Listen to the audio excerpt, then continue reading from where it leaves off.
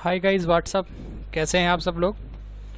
मैं आशीष शर्मा स्वागत करता हूं आपका अपने YouTube channel as math makers India पर। और आज के इस वीडियो में हम बात करेंगे chapter number 1 real numbers class 10th CBSE board and this is lecture number 1। तो चलिए स्टार्ट करते हैं आज की इस वीडियो। तो चलिए आज की इस वीडियो में हम बात करेंगे रियल नंबर्स के बारे में। इस पे मैं ऑलरेडी एक वीडियो बना चुका हूँ पूरा कंप्लीट नंबर सिस्टम के बारे में, जिसमें मैंने एक्सप्लेन किया है natural numbers, whole numbers, integers, rational number, irrational number and real number.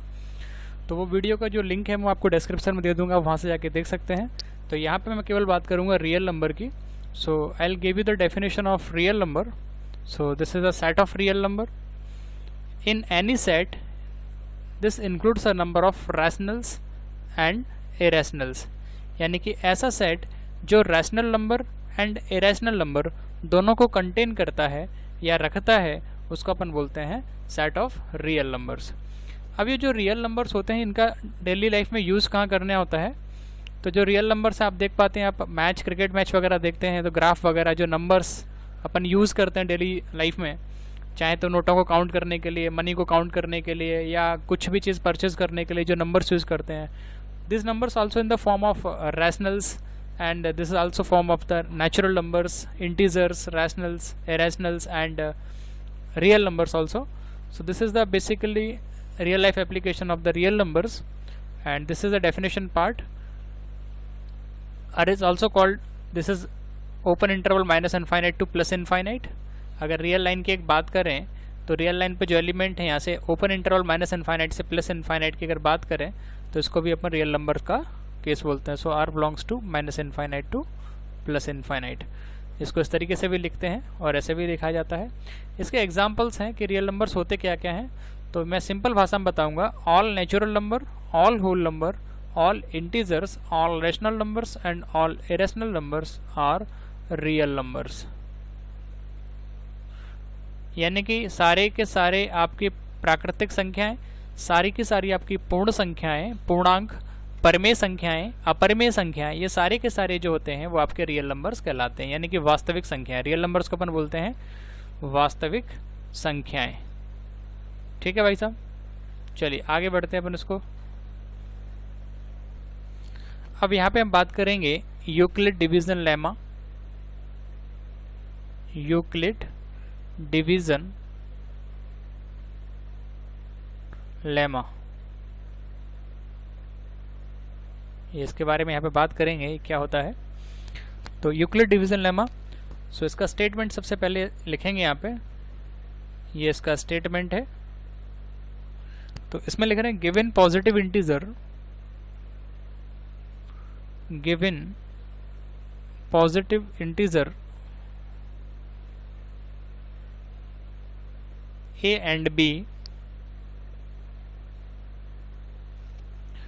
there exists a unique integer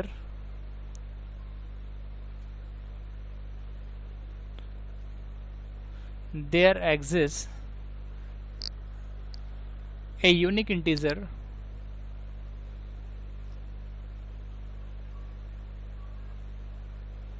so the statement of Euclid division lemma is given positive integer A and B, there exists a unique integer Q and R such that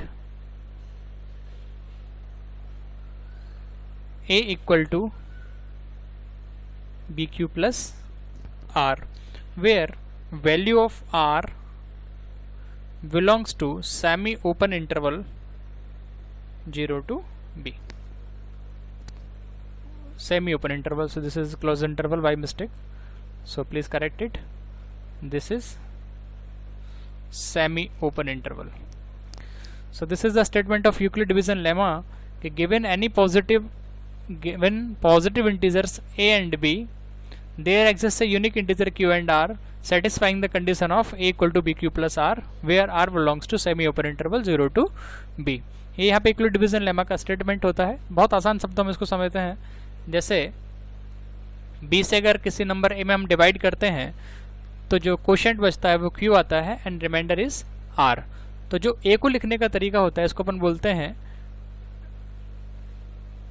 इसको अपन बोलते हैं dividend. मैं यहाँ पे लिख देता हूँ इसको बोलते हैं डिविडेंड, इसको बोलते हैं डिवाइजर, इसको बोलते हैं कोशेंट, एंड एक बच्चा जो ये है इसको बोलते हैं पर रिमाइंडर। ठीक है भाई, तो ये यहाँ पे 4 चीज़ें होती हैं, एक तो dividend, divisor, quotient and remainder. तो जो डिविडेंड को अपन लिखते हैं तो फॉर्मूला होता है dividend is equal to divisor into quotient means B into Q plus remainder. तो इसी से हमने इसको यहाँ पे लिखा हुआ है, तो ये बहुत ही आसान चीज़ है, A equal to B Q plus R. ठीक है, चलिए आगे हम बात करते हैं।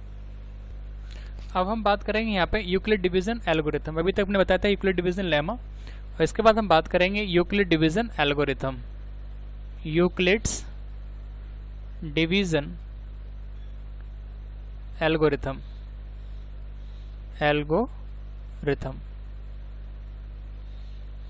तो यहाँ पे इसके बारे में बात करते हैं। तो अभी हमने यूक्लिड डिवीजन लेमा के बारे में बात करी थी, तो इसमें फ़र्क क्या होता है लेमा और एल्गोरिथम में। तो लेमा एक तरीके से एक प्रूवन स्टेटमेंट होता है जिसका हम उपयोग किसी अदर स्टेटमेंट को प्रूफ करने के लिए यूज़ करते हैं, और एल्गोरिथम एक तरीके वेल डिफाइंड स्टेप होते हैं जिसका यूज़ हम किसी क्वेश्चन को सॉल्व करने के लिए एक पार्टिकुलर प्रोसेस यूज़ करते हैं, है ना, एक स्टेप्स यूज़ करते हैं, उसको अपन बोलते हैं एल्गोरिथम। तो चलिए इस पर बात करते हैं यूक्लिड डिवीजन एल्गोरिथम के। तो ये भी एक तरीके से एक मेथड है, यूक्लिड डिवीजन एल्गोरिथम एक तरीके से मेथड है एचसीएफ को सॉल्व करने के लिए। सो दिस इज ए मेथड और technique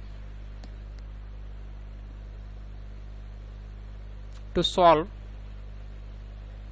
HCF, highest common factor of given positive integer।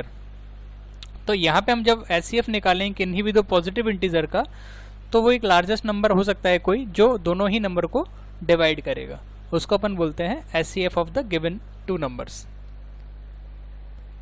तो चलिए इसको हम एक एग्जाम्पल समझते हैं कि HCF कैसे फाइंड आउट करते हैं।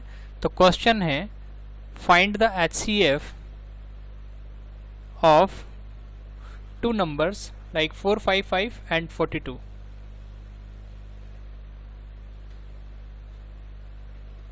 तो आपको यहाँ पे HCF फाइंड करना है 455 एंड 42 का। तो आप इसे कैसे फाइंड करेंगे, चलिए मैं बताता हूँ आपको बहुत आसान भाषा में। तो चलिए इसके बात करते हैं। तो मैंने यहाँ पे लिखा है 42 छोटा नंबर है, इससे हमें डिवाइड देंगे 455 में। तो जब आप इसे डिवाइड देंगे तो यह जाएगा 10 टाइम्स, तो यहाँ पे आएगा 420, और सब्ट्रैक्ट करने के बाद जो बचेगा वो आएगा 5, और यहाँ से बचेगा 3, 35 इसका रिमाइंडर बचेगा। तो इसको मैं लिख सकता हूँ, अगर इसको उसी फॉर्म में लिखना है यूक्लिड डिवीजन लेमा की फॉर्म में, तो मान लीजिए आपका ये जो नंबर है वो A है, और ये नंबर आपका B है, और ये Q है, और ये R है। तो इसको अपन कैसे लिखेंगे, A मतलब 455 is equal to BQ means 42 into 10 plus remainder कितना है आपका 35। ठीक है भाई, तो इस तरीके से इसको लिखते हैं। इसके बाद आपका नंबर बचा है यहाँ पे जो नंबर आया हुआ है आपका वो बच रहा है यहाँ पे 35। तो चलिए इसको कैसे करना है आगे कंटिन्यू करते हैं इसको। तो चलिए 35 यहाँ पे नंबर जो बच रहा है इससे अपन डिवाइड देंगे 42 में। किस में देंगे भाई 42 में, जो यहाँ पे पहले दिया हुआ था ये यहाँ पे आएगा अब, है ना। तो चलिए 35 1 से 35 होता है, तो यहाँ आपका रिमाइंडर जो बचेगा वो बचेगा 7, राइट। तो इसको जब आप लिखेंगे तो यहाँ पे आपके B जो काम करेगा वो 42 का काम करेगा। तो 42 को लिखेंगे 35 इंटू 1 मतलब डिवाइजर इंटू कोशेंट, तो ये आएगा 35 इंटू 1 प्लस रिमाइंडर कितना बच रहा है यहाँ पे 7। तो इसको यहाँ पे 7 लिखेंगे। ये प्रोसेस तब तक करना है जब तक रिमाइंडर आपका 0 ना आ जाए। तो चलिए अब 7 से फिर करेंगे, अब 7 से डिवाइड देंगे इस 35 में। तो यहाँ पे 35 में जो आप डिवाइड देंगे तो आएगा 7 5 ज़ा 35। तो यहाँ पे जो रिमाइंडर बचेगा वो आपका आएगा 0। तो 35 को जो आप लिखेंगे तो आप लिख सकते हैं यहाँ पे 35 इज इक्वल टू मतलब dividend is equal to divisor into quotient mean 7 into 5 plus remainder क्या बच रहा है 0। अब आपको आगे कैलकुलेट नहीं करना है क्योंकि आपका रिमाइंडर 0 आ चुका है। तो हमें HCF फाइंड करना था 455 और 42 का। तो तो हमने बहुत ही आसान तरीके से इसको सॉल्व किया हुआ है। अब जो HCF है 455 और 42 का, तो आप देख पा रहे होंगे लास्ट नंबर जिससे आपने डिवाइड किया वो क्या है, 7। तो आपका जो 7 है वो कहलाएगा HCF ऑफ 455 एंड 42। तो ये आपका जो HCF आया है 455 एंड 42 का वो क्या है, 7। तो ये आपका आंसर हुआ कि HCF ऑफ 455 एंड 42 इज 7। तो ये बहुत ही आसान मेथड है और इसी तरीके से आपको सारे के सारे HCF आप फाइंड कर सकते हैं बहुत आसान मेथड से। इसको डिवीजन मेथड से HCF निकालना बोलते हैं कि जैसे 42 और 455 का निकाला, तो मैंने सबसे पहले 42 से डिवाइड दिया 455 में, तो रिमाइंडर बचा 35। उसके बाद 35 से मैंने डिवाइड किया 42 को, तो रिमाइंडर बचा 7, और 7 से फिर 35 को। इसको तब तक कंटिन्यू रखना है जब तक कि आपका रिमाइंडर 0 ना आ जाए। ठीक है, तो उम्मीद करते हैं आपको ये क्वेश्चन समझ में आया होगा। चलिए कंटिन्यू करते हैं आगे। तो चलिए अब क्वेश्चन के बारे में बात करेंगे। यहाँ पे एग्जाम्पल 1 दिया है कि use Euclid division algorithm to find the HCF of 4052 ये 405 है, यहाँ पे इसको करेक्ट कर लो, 4052 एंड 12576। तो इसका अपन को HCF फाइंड करना है कि इन दोनों नंबर का HCF क्या आएगा। तो चलिए इसको सॉल्व करते हैं, बहुत आसान क्वेश्चन है ये भी। तो यहाँ हमें क्या करना है, वही सेम मेथड जिसको हम पहले इस्तेमाल किए थे वही यहाँ पे लिखेंगे हम।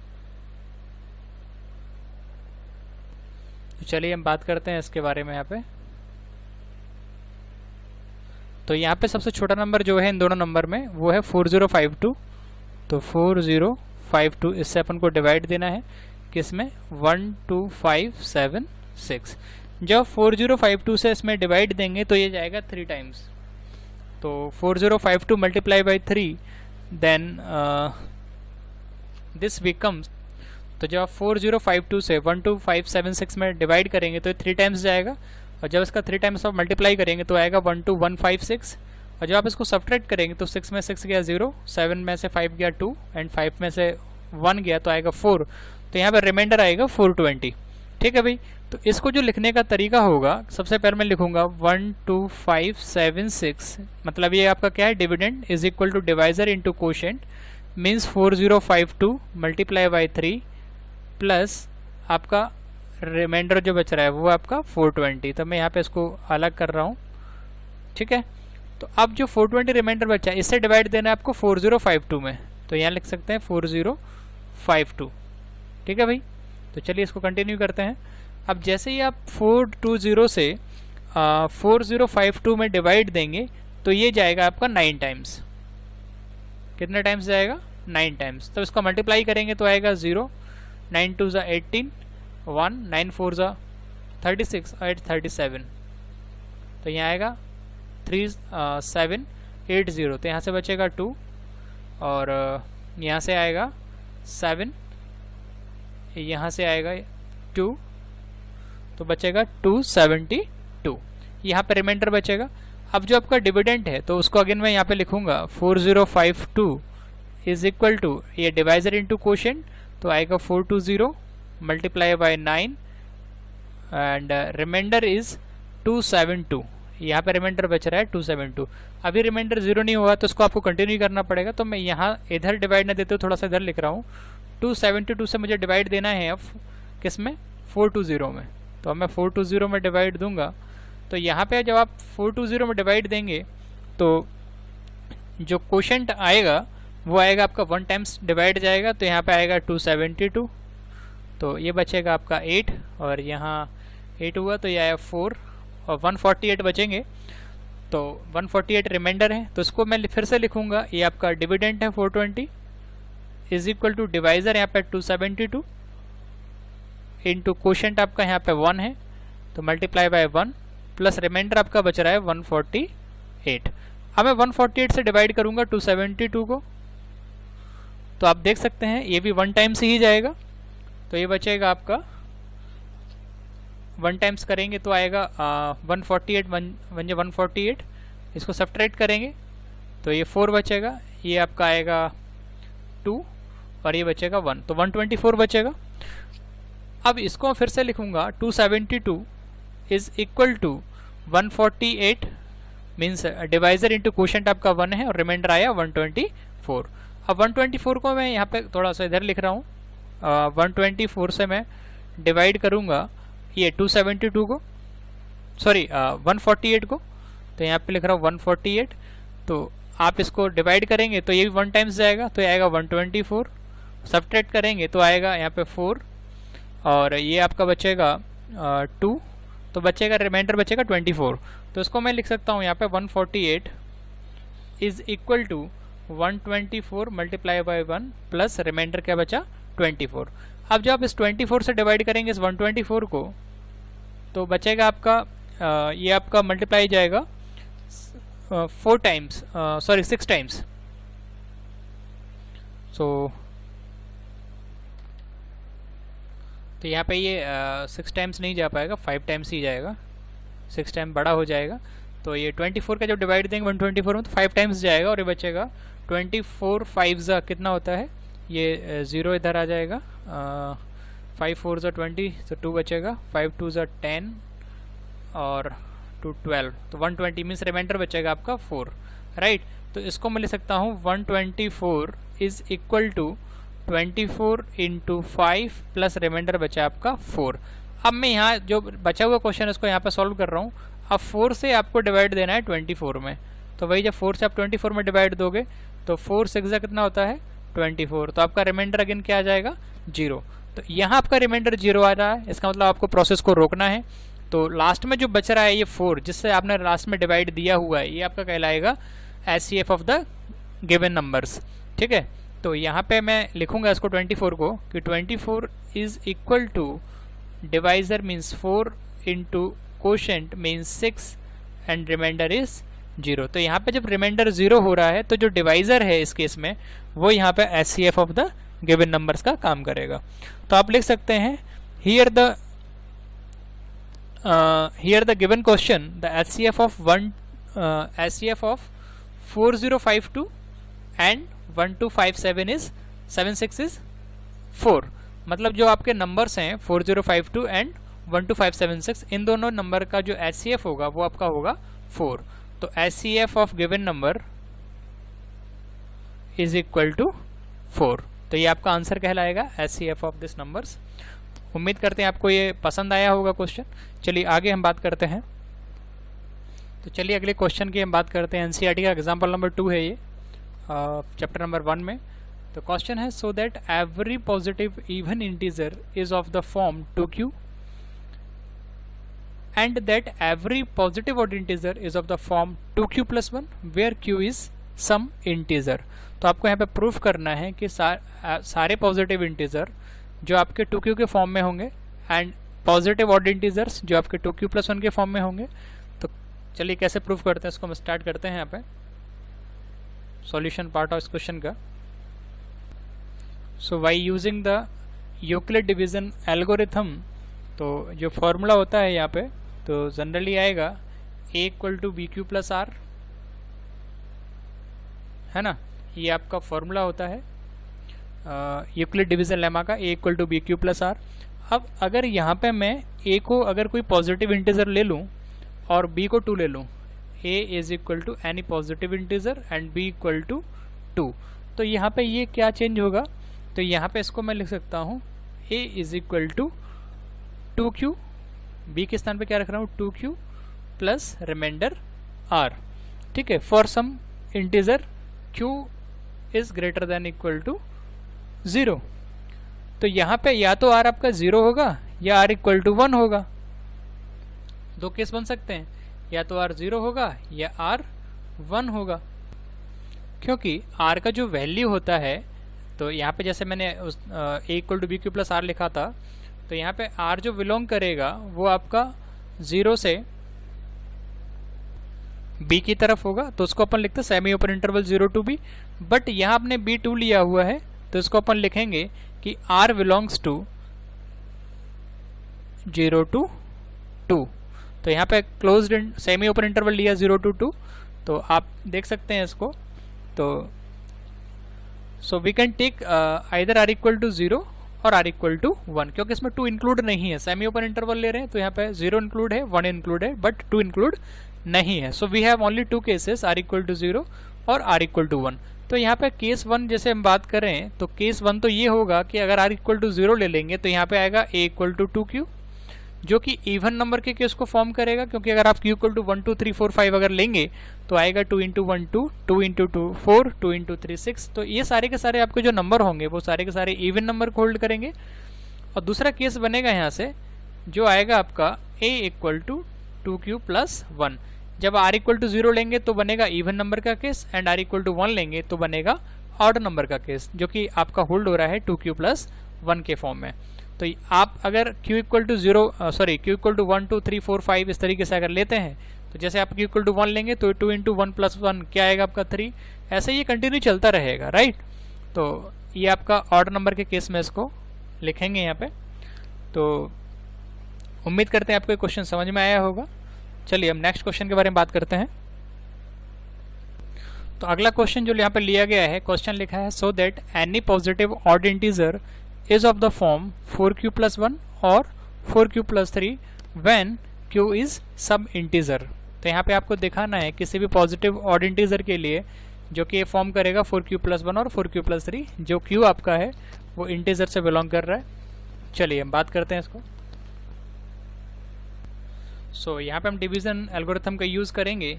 सो y division algorithm, Euclid division algorithm,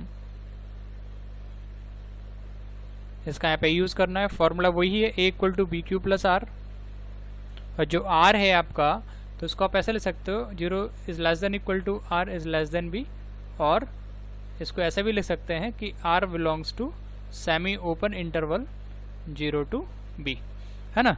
तो यहाँ पे ये दिया हुआ है। चलिए आगे बात करते हैं इसके। तो पॉजिटिव इंटीजर यहाँ पे हम ले रहे हैं, ये मान लीजिए कि पॉजिटिव इंटीजर है और b को यहाँ पे हम सिलेक्ट कर रहे हैं 4, b को क्या ले रहे हैं 4। So we can take b equal to 4। So ये जो चेंज होगा वो आएगा a is equal to 4q plus are.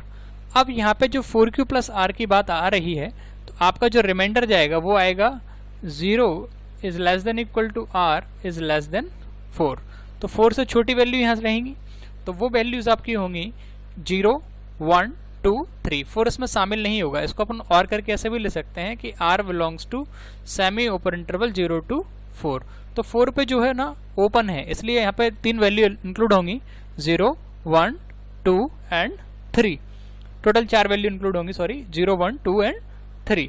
तो वो कौन कौन से निकल के आएंगे, चलिए बात करते हैं। तो यहाँ से केस फर्स्ट जो आएगा, अगर हम remainder r is equal to 0 लेंगे तो यहाँ पे आएगा a इक्वल टू 4q। अगर केस सेकेंड की बात करते हैं, अगर आप r इक्वल टू 1 लेंगे तो आएगा 4q प्लस 1। केस थर्ड की बात करें, अगर यहाँ पे आप r इक्वल टू 2 लेंगे तो आएगा a equal to 4q plus 2।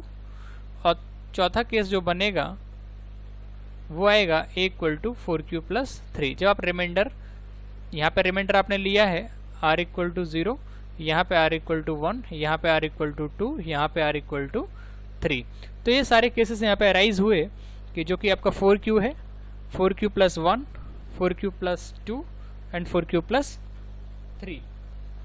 लेकिन क्वेश्चन में पूछा गया है कि एनी पॉजिटिव ऑड इंटीजर के लिए आपको बताना है। तो पॉजिटिव ऑड इंटीजर की अगर इन चारों में से हम बात करेंगे तो ये आपका पहला इवन है, और केस नंबर थर्ड ये भी आपका इवन है। तो ऑड केवल 2 बचेंगे, वो है a equal to 4q plus 1, या तो 4q प्लस 1 हो सकता है या वो होगा 4q प्लस 3। तो ये जो केस है वो ऑड नंबर के लिए एलिजिबल है, ठीक है। तो उम्मीद करते हैं आपको क्वेश्चन समझ में आया होगा। चलिए इसके बाद एक और नेक्स्ट क्वेश्चन के बारे में हम बात करने वाले हैं। तो क्वेश्चन है यहाँ पे, नेक्स्ट क्वेश्चन की हम बात कर रहे हैं। क्वेश्चन लिखा हुआ है ए स्वीट सेलर हैज़ 420 काजू बर्फीज एंड 130 बादाम barfis. So she wants to stack them in such a way that each stack has the same number, and they take up the least area of the tray. So what is the maximum? अब यहाँ पे बात कर रहे हैं they take up the least area। जब least area find out करेंगे तो वो लीस्ट एरिया क्या होता है, हाईएस्ट कॉमन फैक्टर। ये लीस्ट एरिया का मतलब ही होता है highest common factor. So what is the maximum number of barfis that can be placed in the stick for this purpose. तो ये क्वेश्चन में कुछ नहीं करना है, सिर्फ आपको HCF फाइंड करना है। क्वेश्चन बहुत बड़ा है लेकिन इसका सॉल्व बहुत छोटे तरीके से करना है। तो यहाँ पे कुछ नहीं करना, आपको फाइंड करना है HCF ऑफ 420 एंड 130, 420 एंड 130। तो आपको सिर्फ HCF फाइंड करना है।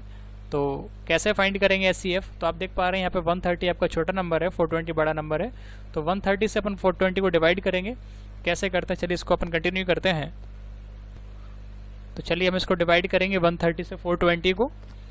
तो जब इसको डिवाइड करेंगे तो ये जाएगा 3 टाइम्स चला जाएगा।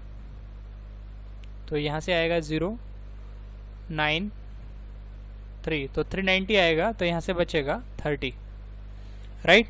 तो इसको अपन लिख सकते हैं, यहाँ पे जो इसका डिविडेंड है वो क्या है, 420 इज इक्वल टू डिवाइजर क्या है 130, कोशेंट है 3 एंड रिमाइंडर है 30।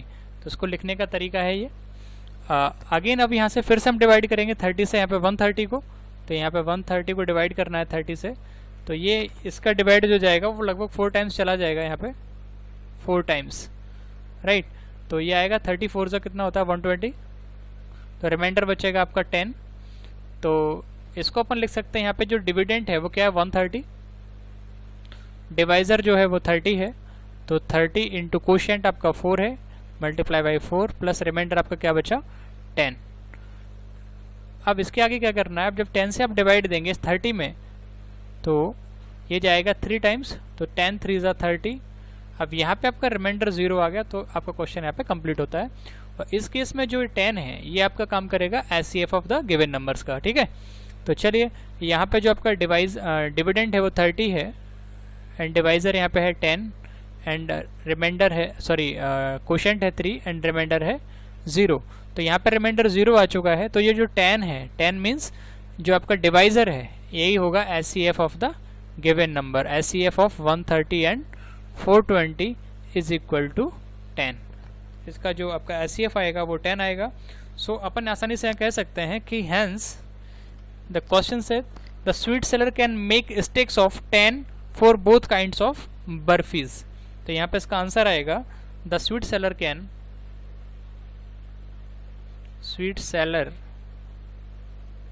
Can made sticks of 10 for both kinds of barfis, ठीक है। तो ये यहाँ पे इसका आंसर होता है। उम्मीद करते हैं आपको ये समझ में आया होगा। अगर आपको वीडियो पसंद आई हो तो लाइक करें, सब्सक्राइब करें एंड कमेंट करें और बताएं कि आपको ये वीडियो कैसी लगी। चलिए, thank you, all the best, have a nice day.